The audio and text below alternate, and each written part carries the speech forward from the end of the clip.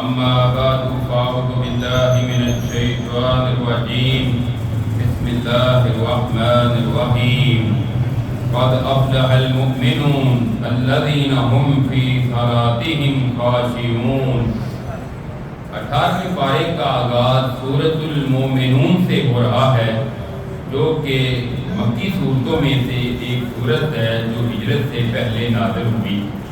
اس کے آغاز میں اللہ رب العزت فرماتے ہیں یقیناً مومن فلاح پا گئے، ایمان والے کامیاب ہو گئے۔ آگے اللہ تعالیٰ نے ان کی صفات بیان کی ہیں کہ وہ ایمان والے کون ہیں۔ فرمایا وہ لوگ جو اپنی نمازوں میں خشوع و خضوع کرتے ہیں، مکمل عاجزی انکساری کے ساتھ رب کے سامنے کھڑے ہوتے ہیں۔ والذین هم عن اللغو معرضون، اور وہ لوگ جو لغو چیزوں سے بیہودہ بے مقصد باتوں سے منہ پھیرنے والے۔ والذین هم للزکاۃ فاعلون، اور وہ لوگ جو زکوٰۃ ادا کرنے والے۔ والذین هم لفروجهم حافظون، اور وہ لوگ جو اپنے شرمگاہوں کی حفاظت کرنے والے ہیں۔ الا علی ازواجہم او ما ملکت ایمانہم فانہم غیر ملومین، مگر ہاں ان کی بیویاں اور جو ان کی لونیاں ہیں ان پر ان کو ملامت نہیں ہے۔ فمن ابتغى وراء ذلك فاولئک هم العادون، جو اس کے علاوہ اور کوئی تلاش کرے گا تو یہ زیادتی کرنے والے لوگ ہیں۔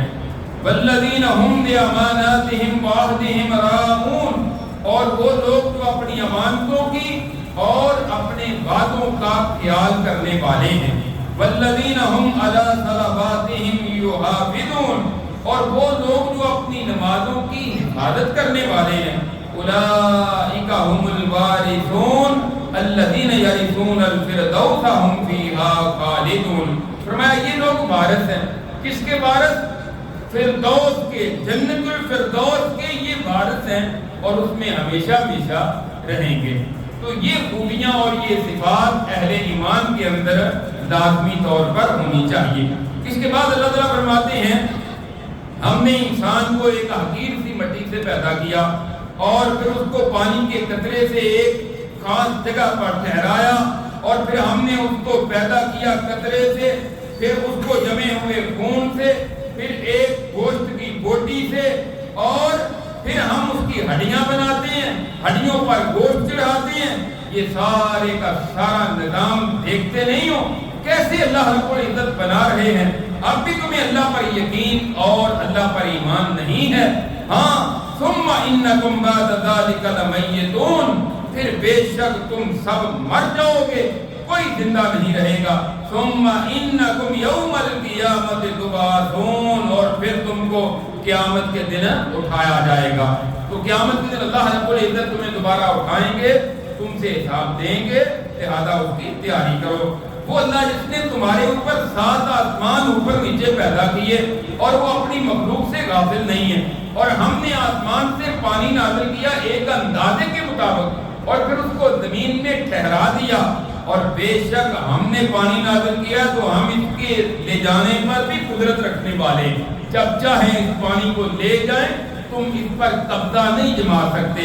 ہاں، تمہارے لیے اللہ نے بہت سارے باغات پیدا کیے، کھجوروں کے، انگوروں کے، اور بہت سارے پھل، ان سے کھاتے ہو، اور درخت جو کہ طور سینا سے نکلتا ہے جس کا تیل استعمال کرتے ہو، زیتون کا، اور یہ سادن کے کام آتا ہے، اور جانوروں سے پیدا کیے کہ جن کے پیٹوں سے ہم تمہیں دودھ پلاتے ہیں، اس میں اور بھی تمہارے لیے بہت سارے فائدے ہیں، ان کا گوشت بھی کھاتے ہو، ان پر سواری بھی کرتے ہو، اور کشتیوں پر بھی تم سوار کیے جاتے ہو۔ یہ ساری کی ساری نشانیاں اللہ کی توحید کی ہیں، یہ سارے کام اللہ نے کیے، لہذا اس کا تقاضا ہے کہ ایک اللہ کی عبادت کرو۔ اس کے بعد فرمایا نوح علیہ السلام نے بھی اپنی قوم کو یہی دعوت دی تھی، ہم نے ان کو قوم کی طرف بھیجا، یا قوم اعبدوا اللہ ما لکم من الہ غیرہ افلا تتقون، اے میری قوم ایک اللہ کی عبادت کرو، اس کے سوا تمہارا کوئی الہ نہیں ہے، کیا تم ڈرتے نہیں ہو؟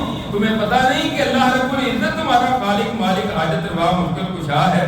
تو قوم کے جو سردار تھے نا کافروں کے، وہ کہنے لگے کیسے تجھے نبی مان لیں، کہ تو ہمارے جیسا انسان ہے۔ اچھا عجیب بات ہے، پہلی جتنے بھی انبیاء آئے ہیں نا، ان سب کی قومیں ان کو یہ کہتی تھی کہ تو ہمارے جیسا انسان ہے، تو ہمارے جیسا انسان ہے۔ اب یہ امت محمدیہ میں سے ایسے لوگ ہیں کہتے ہیں نہیں انسان نہیں، یعنی سارے مانتے تھے کہ نبی انسان ہے، وہ اس وجہ سے یہ ادھر بناتے تھے کہ نبی انسان ہے، لہذا ہم اس کو کیسے نبی مان لیں، انسان ہو کر نبی ہو کیسے سکتا ہے۔ یہ کہتے ہیں نبی تو ہے لیکن انسان نہیں، یعنی یہ ایک دوسرے پہلو کا انکار کر رہے ہیں۔ اللہ تعالیٰ فرماتے ہیں کہ حضرت نوح علیہ السلام نے کہا اے میرے رب یہ جو جھٹلا رہے ہیں میری مدد فرما۔ ہم نے کہا پھر ہماری وحی کے مطابق کشتی تیار کر، کشتی تیار کی، ہر چیز کا جوڑا جوڑا سوار کر لے، پھر اللہ کا عذاب آئے گا اور تم ان کو کشتی پر بٹھا کر لے جاؤ اور دعا کرو الحمدللہ الذی نجانا من القوم الظالمین وقل رب انزلنی منزلا مبارکا وانت خیر المنزلین۔ اس کے بعد اللہ تعالیٰ فرماتے ہیں کہ یہ لوگ کہتے ہیں کہ دوبارہ اللہ تعالیٰ کیسے زندہ کر لے گا، یہ جو تم وعدہ دیے جاتے ہو کہ جب مر جاؤ گے مٹی ہو جاؤ گے ہڈیاں ہو جاؤ گے پھر نکالے جاؤ گے، ہی ہاتھ لما توعدون، توری ہے جس کا وعدہ دیے جاتے ہو ایسا نہیں ہوگا، کوئی نہیں دوبارہ زندہ کرے گا، ایسا ہو نہیں سکتا۔ ان ہی الا حیاتنا الدنیا نموت و نحیا وما نحن بمبعوثین، نہیں ہے یہ ہماری صرف دنیا کی زندگی ہے، مرتے ہیں زندہ ہوتے ہیں، کوئی دوبارہ اٹھائے ہوئے نہیں جانا۔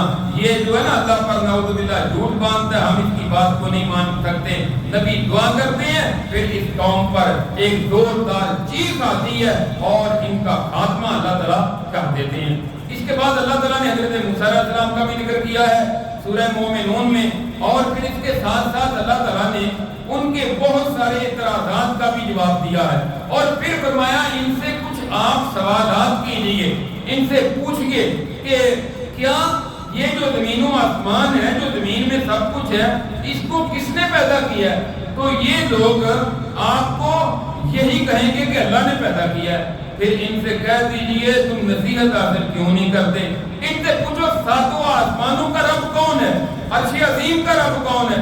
جواب دیں گے اللہ ہی ہے۔ کہا پھر ڈرتے کیوں نہیں ہو؟ پوچھئے کہ تمام چیزوں کی بادشاہت کس کے پاس ہے؟ وہ جو پناہ دیتا ہے اس کے مقابلے میں کوئی پناہ دینے والا نہیں، اگر تم جانتے ہو کہیں کہ اللہ ہی ہے۔ یعنی مشرکین مکہ بھی یہ مانتے تھے کہ ایک اللہ ہی زمین و آسمان کا خالق مالک رب ہے، وہ مانتے تھے۔ اب کام خراب کہاں ہوتا ہے؟ جب عبادت کرنے کی باری آتی ہے اللہ کے ساتھ اوروں کو شریک کر لیتے، یا اللہ کے جو اسماء و صفات ہیں وہ اوروں میں پیدا کر دیتے۔ رب ہونے کے اعتبار سے وہ سارے مانتے تھے۔ آج بھی بہت سارے مسلمان ایسے ہیں جو اللہ کو رب ہونے کا تو دعویٰ کرتے ہیں، لیکن عبادت کی باری آتی ہے کبھی کسی کے سامنے جا کر جھک جاتے ہیں، کبھی کسی کے سامنے اپنی پیشانی کو گرا دیتے ہیں، کبھی کسی کے سامنے اپنے ماتھے کو ٹیک دیتے ہیں۔ اللہ تعالیٰ فرماتے ہیں میرے نبی آپ نا اچھے طریقے کے ساتھ ان کی برائی کو دور کریں اور اپنے رب کی پناہ مانگیں شیطان کے پھسلانے سے، اور یہ کہیں کہ میں پناہ مانگتا ہوں کہ وہ میرے پاس حاضر ہوں۔ یہاں تک کہ ان میں سے کسی ایک کو جب موت آتی ہے نا تو نافرمان ہے تو کہتے ہیں رب ارجعون، اے ہمارے رب ہمیں واپس لوٹا دے تاکہ ہم کچھ نیک اعمال کر لیں جو دنیا چھوڑ کر جا رہے ہیں۔ اللہ فرماتے ہیں یہ کہنا ہی ہے، اب کہنے کا کوئی فائدہ نہیں ہوگا، نہ اب واپس لوٹایا جائے گا، نہ اب ان کو کوئی مہلت ملے گی۔ ہاں جس کا نیکیوں کا پلڑا بھاری ہو گیا یہ کامیاب ہے، جس کا ہلکا ہو گیا یہ لوگ ناکام ہیں، خسارہ پانے والے ہیں، انہوں نے اپنے آپ کو جہنم میں ڈال لیا، ان کے چہرے وہاں جہنم میں جلس رہے ہوں گے۔ اور پھر ان سے کہا جائے گا کیا تم پر میری آیات پڑھی نہیں جاتی تھی، تم جھٹلا دیا کرتے تھے؟ کہیں گے ہاں ہمارے رب ہماری بدبختی غالب آ گئی، ہم گمراہ تھے، اے ہمارے رب ایک دفعہ یہاں سے ہمیں نکال دے، اگر تو ہمیں نکال دے گا تو ہم پھر جا کے تیری فرما برداری کریں گے، ہم ظلم کرتے رہے اپنی آپ پر۔ اللہ فرمائے کہ دفعہ دور ہو جاؤ، میرے ساتھ کلام نہ کرو، میں تمہاری بات سننا بھی گوارا نہیں کرتا۔ ایک فریق میرے بندوں میں سے یہ وہ بھی تھا جو کہتا تھا اے ہمارے رب ہم ایمان لائے ہیں، یا اللہ ہمیں معاف کر دے، اللہ ہم پر رحم کر، تو بڑا ہی رحم کرنے والا ہے۔ اس صورت کے آخر میں اللہ تعالیٰ فرماتے ہیں کیا تم نے یہ سمجھ لیا ہے کہ ہم نے تم کو بیکار پیدا کیا ہے اور تم لوٹ کر ہماری طرف نہیں آؤ گے؟ اللہ تو بلند ہے، حق ہے، کوئی الہ نہیں ہے مگر وہی ہے، عرش کریم کا مالک بھی وہی ہے، اور جو اللہ کے ساتھ کسی دوسرے الہ کو پکارتا ہے اس کے پاس بھی کوئی دلیل نہیں، اس کا حساب اللہ پر ہے، اللہ حساب دے گا، کافر فلاح نہیں پائیں گے۔ آپ کہہ دیجئے میرے رب معاف کر دے، رحم کر، بے شک تو بڑا بہترین رحم کرنے والا ہے۔ اس کے بعد اللہ تعالیٰ نے سورہ نور 18ویں پارے میں نازل کی ہے، تو یہ مدنی صورتوں میں سے ایک صورت ہے، ہجرت کے بعد جو صورت نازل ہوئی ہے۔ اس کے اندر بہت سارے معاشرتی احکام و مسائل ہیں۔ ویسے حق تو یہ ہے کہ اس صورت کو بڑی تفصیل کے ساتھ ترجمے کے ساتھ سمجھا جائے، بہت سارے مسائل ہیں اس میں، لیکن ہم چند منٹوں میں چند ایک باتیں اس کی ذکر کرتے ہیں۔ اللہ تعالیٰ فرماتے ہیں یہ صورت ہم نے نازل کی، ہم نے اس کے احکامات فرض کیے، اس میں واضح طور پہ نشانیاں تاکہ تم نصیحت حاصل کرو۔ نازل تو ساری اللہ نے کی ہیں، اس میں خاص احکام و مسائل تھے، اس لیے خاص کر کے یہاں جتلایا ہے۔ اور پھر فرمایا الدانیۃ والدانی فجلدوا کل واحد منہما مئۃ جلدہ، ہاں بدکاری کرنے والی عورت ہے یا بدکاری کرنے والا مرد ہے، ان میں سے ہر ایک کو 100 کوڑا لگاؤ۔ یہ دو طرح کے ہوتے ہیں بدکاری کرنے والے، ایک ہے غیر شادی شدہ کبارہ، اگر ایسا ہے 100 کوڑا اس کو لگاؤ۔ اس کے بارے میں قرآن کہتا ہے کوئی نرمی اختیار نہ کرو اگر تمہارا اللہ اور آخرت کے دن پر ایمان ہے، اور پھر اکیلے کو لگ تھلگ نہیں، سرے عام لوگوں کے اندر، تاکہ باقی لوگوں کو نصیحت ہو جائے، آئندہ کوئی اس طرح کی جرات نہ کرے۔ دوسرا ہے کہ جو شادی شدہ ہو کر بدکاری کا ارتکاب کرتا ہے اس کی سزا ہے سنگسار کر دینا، رجم کر دینا۔ کئی حدیث میں یہ سزا آئی ہے، رسول اللہ صلی اللہ علیہ وسلم کے دور میں بعض لوگوں سے یہ غلطی ہوئی، ان کو سنگسار کر دیا گیا، زمین میں آدھا اس کو گاڑ کر پتھر مار مار کر اس کو جان سے ختم کر دیا گیا۔ یہ اللہ کی حدود ہے جن کا اللہ نے قرآن کریم میں تذکرہ کیا ہے۔ اس کے بعد فرمایا زانی جو ہے نا وہ صرف زانیہ عورت یا مشرکہ سے نکاح کرتا ہے، اور جو زانیہ عورت ہے وہ بھی پسند کرتی ہے تو اپنے جیسے کو پسند کرتی ہے، آپس میں ان کا ایک دوسرے کی طرف میلان ہوتا ہے، اور مومنوں پر یہ حرام کیے گئے ہیں اللہ کہ یہ توبہ کر لیں۔ اور پھر فرمایا کہ وہ لوگ جو پاک دامنہ عورتوں پر تہمت لگاتے ہیں اور پھر 4 گواہ لے کر نہیں آتے، مالی معاملات میں 2 گواہوں کی ضرورت ہوتی ہے، لیکن یہ جو معاملہ ہے کسی پر الزام لگانا بدکاری کا، اس کے لیے 4 گواہ ہونے چاہیے۔ اگر 4 گواہ آپ کے پاس موجود نہیں ہے تو آپ کو حق نہیں ہے کہ آپ کسی پر الزام لگائیں۔ اللہ تعالیٰ نے کتنی رعایت دی ہے کہ کتنی اللہ تعالیٰ نے نرمی برتی ہے اس معاملے میں۔ فرمایا وہ لوگ جو بدکاری کا الزام لگاتے ہیں پھر 4 گواہ لے کر نہیں آتے، ان کو 80 کوڑے لگاؤ اور کبھی بھی ان کی گواہی قبول نہیں کی جائے گی، یہ فاسق ہیں۔ ہاں توبہ کر لیں، اس کے بعد اپنی اصلاح کر لیں تو اللہ تعالیٰ معاف کرنے والے رحم کرنے والے ہیں۔ اس کے بعد ہے کہ اللہ تعالیٰ نے لیان کا ذکر کیا ہے۔ لیان کیا ہے؟ رسول اللہ صلی اللہ علیہ وسلم کے پاس ایک شخص آتا ہے، کہتا ہے اللہ کے رسول اگر کوئی اپنی بیوی کو رنگے ہاتھوں دیکھ لے غلط حرکت میں تو اب وہ کیا کرے؟ اگر اس کو قتل کرے گا تو آپ اس کو بدلے میں قتل کر دیں گے، اور اگر چھوڑتا ہے تو ذلت کی زندگی کیسے بسر کرے؟ اب اس کا حل کیا ہے؟ اللہ نے پھر قرآن کی یہ آیات نازل فرما دی۔ فرمایا اس کا حل یہ ہے کہ جو لوگ اپنی بیویوں پر الزام لگاتے ہیں نا بدکاری کا اور گواہ لے کر نہیں آتے، اس کا حل یہ ہے کہ یہ 4 مرتبہ گواہی دیں کہ اللہ کی قسم بے شک وہ اس الزام لگانے میں سچا ہے۔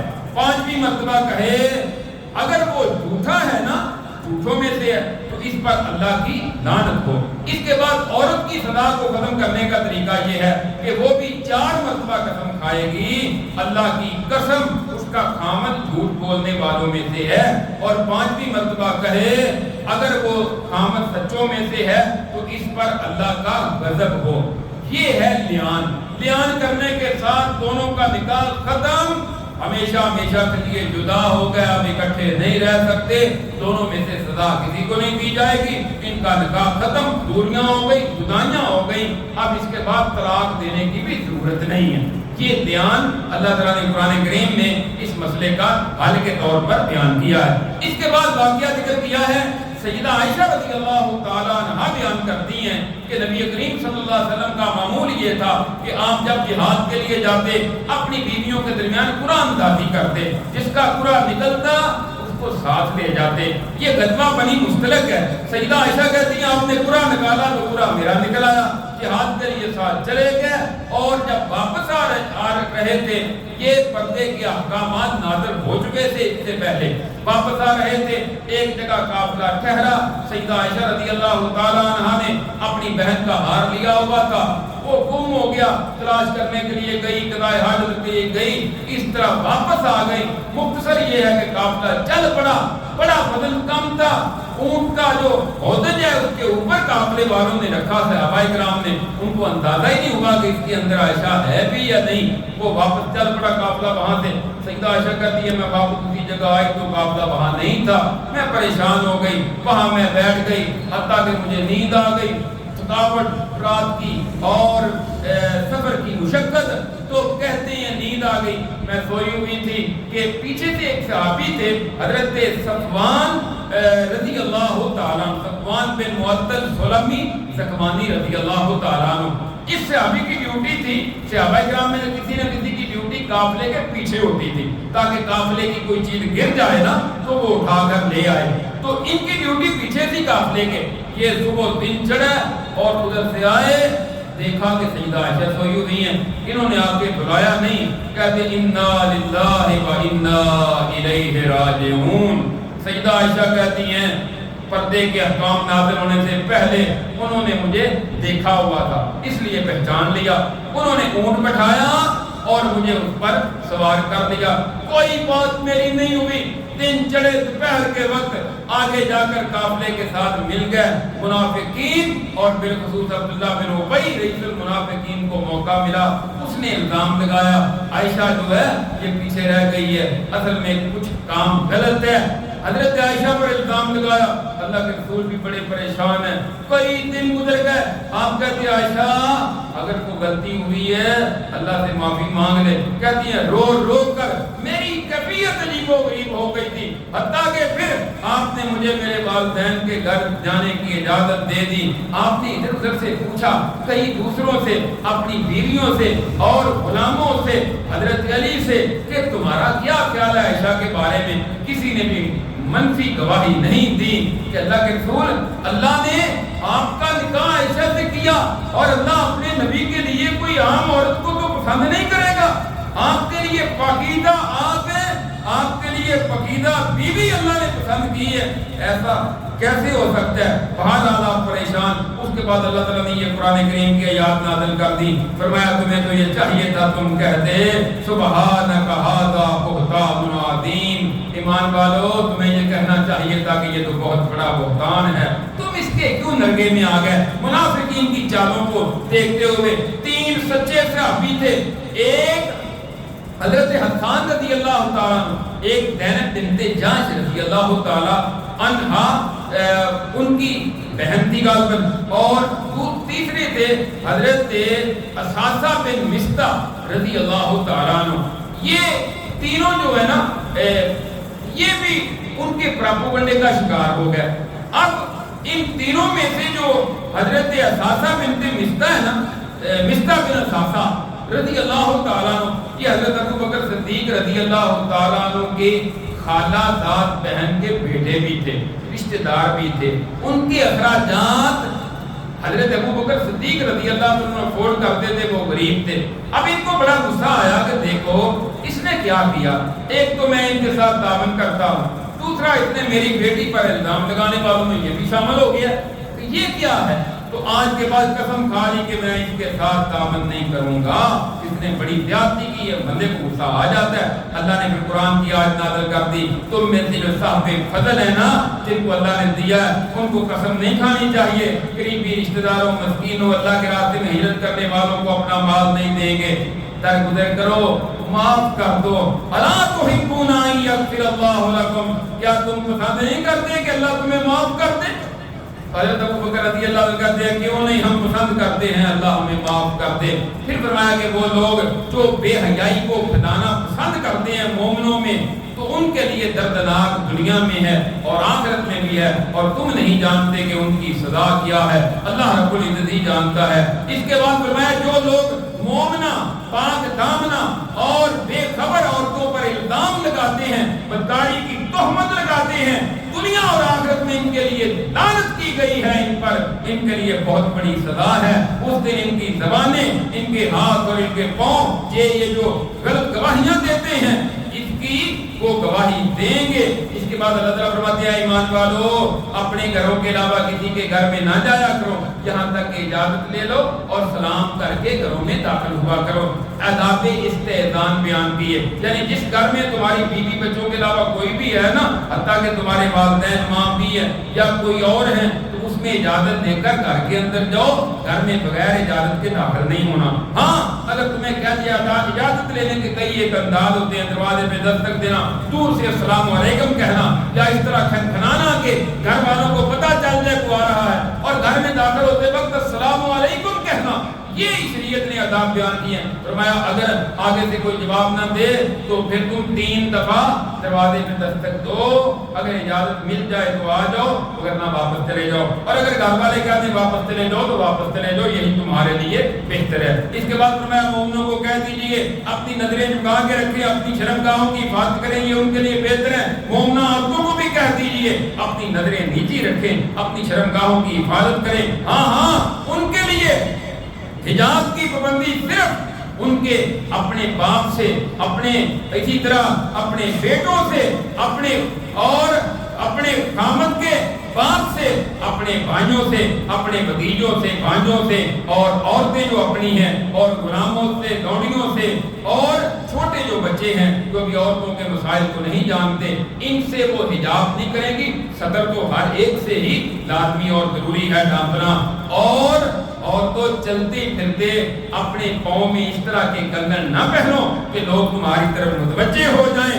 اللہ کی طرف مومنوں تمام کے تمام توبہ کر لو تاکہ تم فلاح پا جاؤ۔ اس کے بعد فرمایا جو تم میں سے بیوہ عورتیں ان کے بھی نکاح کر دیا کرو، اور جو غلام مومن ہے نا اور لونڈیاں ہیں ان کے بھی نکاح کر دیا کرو۔ اس کے بعد فرمایا کہ اللہ آسمان و زمین کا نور ہے۔ آگے ایک مثال اللہ نے بیان کی ہے کہ اس کے نور کی مثال اس تاک کی طرح ہے جو ایک چراغ کے اندر ہو اور اس کے اندر ایک شیشہ ہو جو زیتون کا تیل نیچے سے جلایا جائے تو روشنی ہوتی ہے۔ فرمایا اللہ بھی زمین و آسمان کا نور ہے، گویا اللہ کی وجہ سے زمین و آسمان روشن ہے، ہدایت بھی اور دوسری ظاہری روشنی بھی کہ اللہ رب العزت کی وجہ سے اللہ نہ ہو تو اندھیرا ہو۔ اس کے بعد کافروں کی ایک مثال دی ہے کہ ان کے اعمال وہ بڑے نیک اعمال کرتے ہیں، سمجھتے ہیں کہ ہم بڑا اچھا کام کر رہے ہیں، ہم رفاع عامہ کے کام کرتے ہیں، لوگوں کی خیر خواہی کرتے ہیں، لوگوں پر مال خرچ کرتے ہیں۔ اللہ فرماتے ہیں اس کی مثال ایسی ہے جیسے کوئی بندہ دوپہر کے وقت جا رہا ہو، دور ان کو صحرا میں یا روڈ کے اوپر اس طرح نظر آتا ہے جیسے پانی ہے، اس کو سراب کہتے ہیں، وہاں پہنچتا ہے تو پانی نہیں ہوتا۔ اسی طرح یہ سمجھتے ہیں ہمارے نیک مال جمع ہو رہے ہیں، آخرت میں پہنچیں گے تو ان کے لیے کچھ بھی نہیں ہوگا، خالی ہاتھ سارے کے سارے اعمال ان کے ضائع ہو جائیں گے۔ اس کے بعد اللہ تعالیٰ فرماتے ہیں مومنوں کا انداز یہ ہونا چاہیے جب اللہ اور اس کے رسول کی طرف بلایا جائے تاکہ وہ ان میں فیصلہ کریں تو یہ کہیں ہاں ہاں ہم نے سن لیا، ہم نے اطاعت کی، اور یہی لوگ فلاح پانے والے ہیں۔ جو اللہ اس کے رسول کی اطاعت کرے گا، اللہ سے ڈرے گا، نافرمانیوں سے بچے گا، یہی لوگ فلاح پانے والے اور کامیاب ہونے والے ہیں۔ نماز قائم کرو، زکات ادا کرو، رسول کی اطاعت کرو تاکہ تم کامیاب ہو جاؤ۔ ہاں تمہارے جو غلام ہیں نا یا چھوٹے بچے جو ہیں، 3 اوقات میں یہ بھی تمہاری اجازت کے بغیر تمہارے پاس نہیں آ سکتے، فجر سے پہلے، دوپہر کے وقت اور رات عشاء کے بعد۔ ان اوقات میں ان پر بھی پابندی ہے کہ یہ تمہاری اجازت کے بغیر تمہارے گھروں میں اور تمہارے کمروں میں داخل نہیں ہو سکتے۔ جب یہ بھی بالغ ہو جائیں گے پھر ان پر بھی پابندی ہوگی کہ یہ بھی دوسروں کی طرح اجازت دے کر تمہارے گھروں میں آئیں گے۔ کچھ اہل ایمان مجاہدین جہاد کے لیے جاتے اور اپنے گھروں کی چابیاں جو ہیں وہ معذور نبینے اور جو لنگڑے ہوتے اپنے رشتہ داروں کو دے جاتے. اب وہ ان کے گھروں سے کھانے سے شرماتے تھے کہ ہم کیا کریں. اللہ تعالیٰ نے کہا ہے کوئی بات نہیں ہے, اپنے گھروں سے کھاؤ, اپنے باپوں کے گھروں سے یا اپنی ماؤں کے گھروں سے, اپنے بھائیوں کے گھروں سے, بہنوں کے گھروں سے, بھتیجے بھتیجی, خالہ چچا اور ماموں کے گھروں سے یا اپنے دوستوں کے گھروں سے. اس میں تم پر کوئی پابندی نہیں ہے, اکٹھے کھاؤ یا مل کر کھاؤ یا الگ الگ کھاؤ. اس کے بعد سورۃ الفرقان اس پارے سے شروع ہوتی ہے. اللہ فرماتے ہیں اللہ تعالیٰ بابرکت ذات ہے جس نے فرقان حق و باطل میں فرق کرنے والی کتاب اپنے بندے پر نازل کی تاکہ وہ تمام جہانوں والوں کے لیے ڈرانے والا بن جائے. وہ جس کے پاس زمین و آسمان کی بادشاہت ہے, اس نے کسی کو اولاد نہیں ٹھہرایا اور اس کی بادشاہت میں کوئی شریک نہیں ہے. یہ لوگ جو اللہ کے سوا اور الہ بناتے ہیں انہوں نے کچھ پیدا نہیں کیا, وہ تو خود پیدا کیے گئے ہیں. وہ نہ اپنی جانوں کے نفع نقصان کے مالک ہیں اور نہ وہ موت و حیات کے اور نہ دوبارہ اٹھانے کے مالک ہیں. ہاں انہوں نے کہا کہ یہ کیسا رسول ہے, کھانا بھی کھاتا ہے, بازاروں میں بھی چلتا ہے, اس کے ساتھ کوئی فرشتہ نازل کیوں نہیں ہو گیا؟ کہا اس میں کون سی تعجب والی بات ہے. اور اس کی آخری آیت میں اللہ تعالیٰ فرماتے ہیں کہ ہم نے جو بھی رسول بھیجے ہیں نا آپ سے پہلے وہ سارے کھانا بھی کھاتے تھے, بازاروں میں چلتے پھرتے بھی تھے. یہ کوئی انوکھا آپ پر اعتراض نہیں ہو گیا کہ آپ کھانا کھاتے ہیں تو نبی نہیں ہو سکتے.